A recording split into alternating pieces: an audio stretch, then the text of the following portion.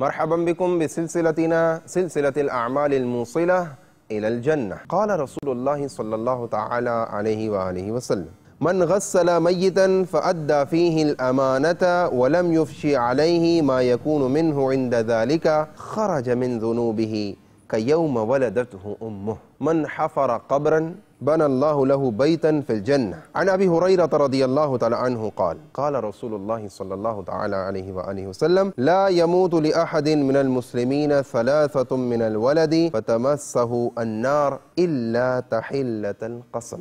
شاهد السلسلة الأعمال الموصلة إلى الجنة مع الترجمة الأردية اليوم في المدينة المنورة في الساعة 2:30 الظهيرة، وفي باكستان في الساعة 4:30 مساء على القناة المدني.